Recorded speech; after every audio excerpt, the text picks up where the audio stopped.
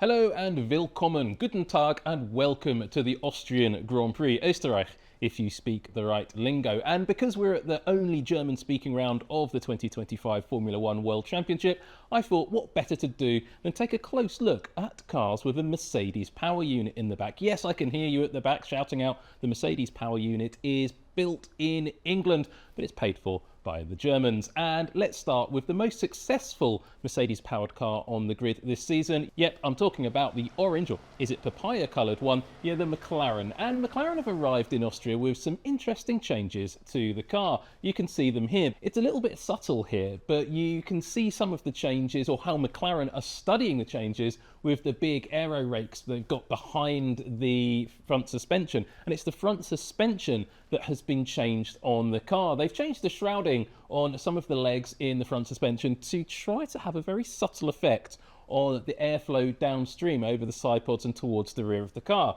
And it's a similar story at the rear end of the car. You might notice the numbers a bit different. That's because Dunn was at the wheel of Lando Norris's car and did a brilliant job in free practice one, didn't he? So it's worth taking a look at. Well, this is where a lot of the changes have been made to the car. And again, they're a little bit subtle. It's suspension changes. And look here, a lovely little bit of aerodynamic detailing in the way that element of the suspension picks up on the inner bodywork. That's really nice to see. Again, we've seen something similar around the front of the McLaren. Very, very nice piece of design. But really, these changes are usually primarily to do with aerodynamics. But in the case of these changes to Norris's car, I think this is a little bit of a response to some of the driver feedback in recent races, where the drivers have been saying that the front end of the McLaren feels a bit numb. They're not getting the feedback from it that they really need to drive the car to its absolute ultimate level. And some of the drivers are a bit uncomfortable. And Norris in particular has been lagging a little bit behind his teammate in recent races, at least when he's not driving into the back of him. But I think it is something the team have been doing to try to make maybe Norris feel a bit more comfortable in the car. But maybe I was looking at Piastri's car and it didn't seem to have those new parts on it. So we had to get down to the pit lane to understand what was really going on there. And Lawrence Barretto was asking the questions. You'll have seen the suspension upgrade that we've put on the car, aerodynamic upgrade. That's actually linked to the front wing that we ran at the last event, tested at the last event. So all of that is a big combination of a front-end aerodynamic system that we're upgrading. Small stuff, but as you can imagine at the moment, everything's quite tight and tiny changes are worth positions on the grid. So trying to get all those parts to the circuit as soon as we can. And on the rear end, we're making some geometry changes. As you've seen, again, down pit lane, there's been a bit of an interesting rear suspension at the moment. And we've joined in the party with a couple of changes for this event as well that have led to some minor aerodynamic modifications to allow that to happen. From a development perspective, it feels like everything you've put on the car this year is delivered performance gap. Is that a fair assumption? I think it's been a fair assumption. It's very difficult at the moment to actually test it because the numbers are so small for some of these parts in terms of lap time that you're going on pressures on the car to really understand if they're making a difference. So it's never lap time anymore. It's really about checking on the loads on the car and the pressures on the car to see how they've reacted and if that's the same as on the tunnel. So far, correlation's been good. And hopefully with these next upgrades, we'll see exactly the same. Now, you saw some new parts on the car in Canada, in part to try and help Lando just feel a bit more comfortable with the car. What's the kind of feedback been from him? Yeah, so again, these are small changes and really without back-to-backing them, which we didn't do, they're changes that we have assumed have worked in the right way. And he didn't complain, and we know that they should be better, so we're keeping them on the car for this event. And is it the kind of thing it's going to be ongoing? So there's still kind of things you need to do maybe more specifically, even if they're little changes to try and help him feel even more comfortable? I think now it's really down to the setup of the car. And so we've added parts or options to the car now, and really they're setup options that people will take forward depending on the track, depending on the driver. And we're really out of that point where big upgrades are making a difference. And actually we're bringing options.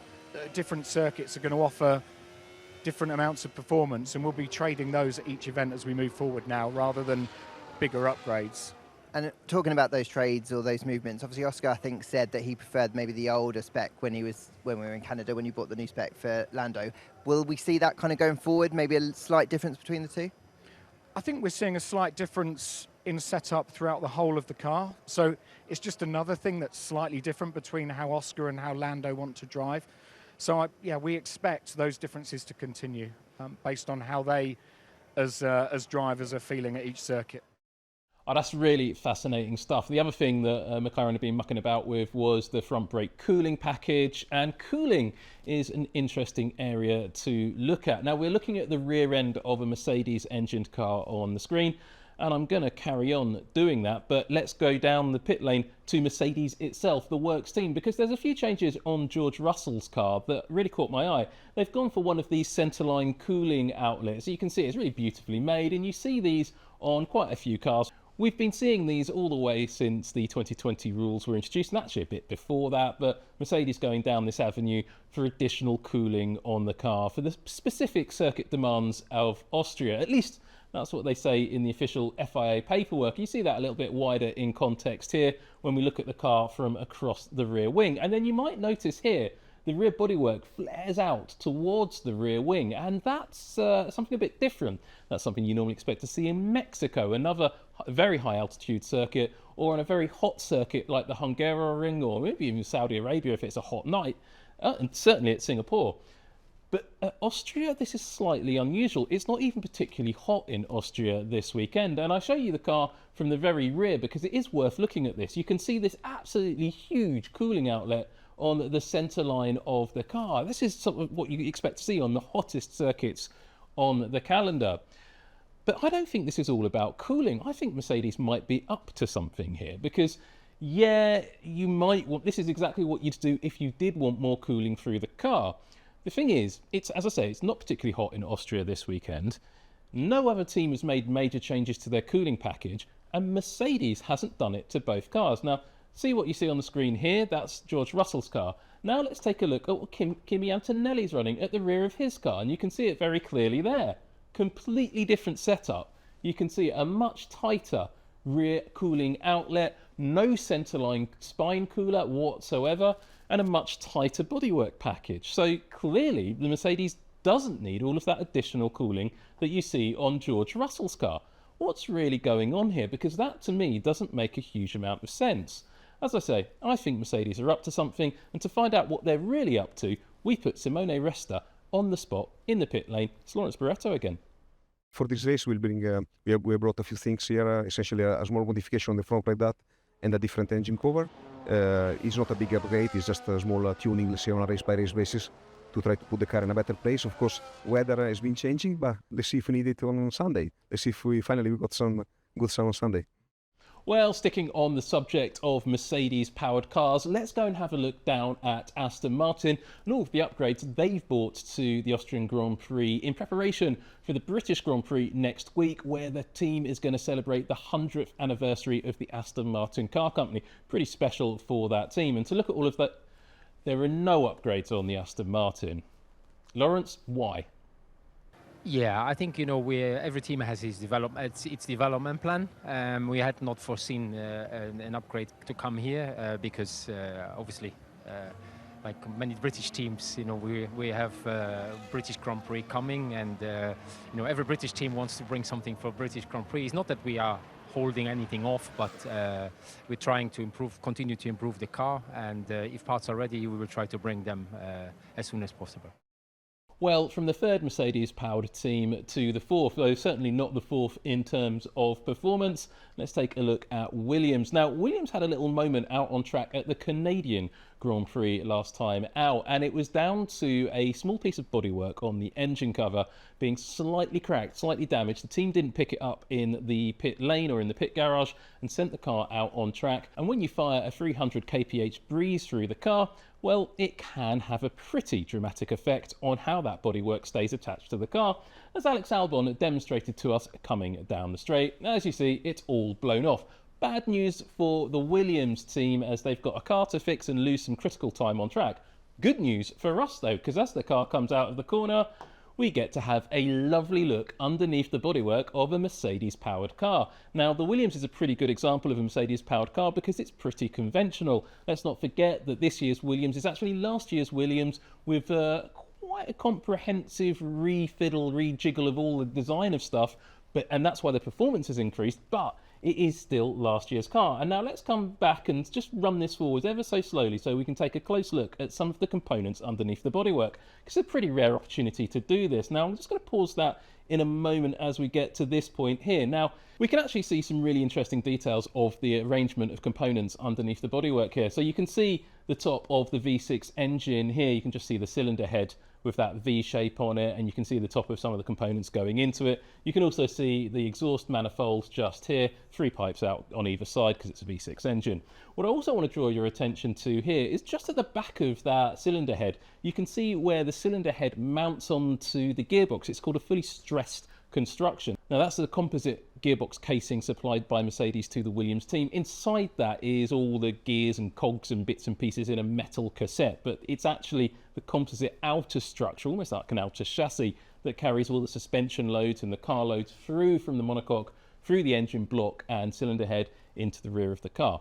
Now, every single F1 car has common mounting points at the front and the rear of the V6 engine block and cylinder head, which in theory would mean you could take a V6 engine from any F1 car and bolt it into any other. The mounting points would all line up, but it's definitely not that simple for reasons I'll explain in a moment. And one of the areas you can really see those reasons is at the front of the car here. Now you can see this little red stripe here. That is the air filter of the Mercedes engine. The air flows in from the front of the roll hoop, and this is a segmented roll hoop, and we'll explain why in a minute. Now the air comes straight down and into the front of the engine here in this sort of direction. And that's because Mercedes has a split turbocharger layout. That sees the compressor mounted at the front of the V6 block and the turbine down here somewhere at the back of the V6 block. And in the middle of all of this, probably not on a slant like that, I've just drawn it badly, is the MGU-H. Now, this is what you call a split turbo layout. It, in theory, is inspired by the Harrier jump jets. The Mercedes engineers, when they were first developing this power unit concept in 2014, went and had a look at a university library and saw an old jet engine and copied it. I'm told that's probably not true, but I like the story, so I'll keep telling it. The MGU-H, of course, is being outlawed for next season, as is this split turbo layout. Now, not every manufacturer in F1 has a split turbo.